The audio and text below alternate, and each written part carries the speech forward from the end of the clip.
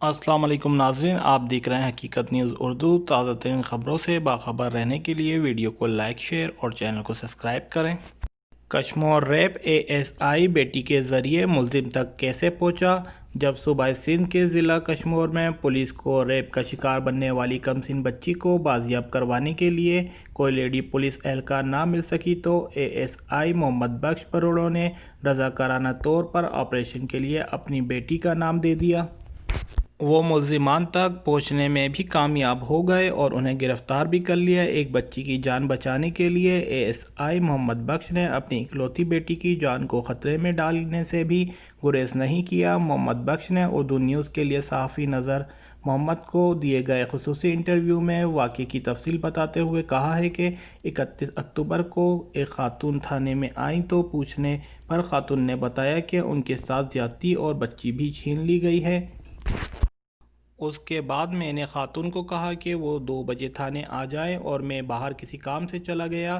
خاتون نے ہیڈ مہرر سے کہا کہ اس کے پاس رہنے کا کوئی ٹھکانہ نہیں ہے۔ ہیڈ مہرر نے اسے میرے گھر بھیج دیا جہاں وہ 10 روز رہیں۔ ان کا کہنا تھا کہ وہ دن رات روتی رہتی تھیں اور بچی کو بازیاب کروانے کا کہتی تھیں۔ محمد بخش نے کہا کہ انہوں نے ملزم کے ساتھ خاتون کی بات کروائی جس نے ان کے ساتھ بچی کی بات کروائی۔ ملزم نے خاتون سے کہا کہ وہ اسے کوئی عورت لا کر دے تو وہ بچی کو چھوڑ دے گا ورنہ دونوں کو قتل کر دے گا۔ میں نے خاتون سے کہا کہ اسے کہہ دو 2-3 دن میں اسے عورت مہیا کر دی جائے گی۔ میں نے سوچا کہ لیڈی پولیس کے ذریعے ان تک پہنچا جائے لیکن وہ نہیں ملی۔ پھر میں نے اپنی بیوی سے کہا کہ مدد کرے، وہ بھی تیار تھی لیکن میری بیٹی نے بھی ملزم کو پکڑنے میں مدد کرنے کی حامی بھر لی۔ ان کے مطابق متاثرہ خاتون نے بعد میں ملزم کے ساتھ ان کی بیٹی کی بات کروائی اور اس طرح کشمور کی سٹی پارک میں ملاقات کا وقت طے ہوا۔ میں نے خاتون اور اپنی بیٹی کو پارک میں بھیجا اور میں اور میرے ساتھی موقع پر سٹی پارک میں پہنچ گئے جہاں سے اسے گرفتار کر لیا گیا ہے۔ ASI محمد بخش نے بتایا ہے کہ گرفتاری کے بعد ملزم نے اس بات سے انکار کر دیا کہ بچی اس کے پاس ہے۔ اس کے بعد ان کے ساتھی پولیس اہلکار نے اسے جھانسا دینے کے لیے کہا کہ اگر وہ بچی کو حوالے کر دے گا تو اسے چھوڑ دیا جائے گا، جس پر وہ رضامند ہو گیا کہ بچی اس کے گھر میں ہے۔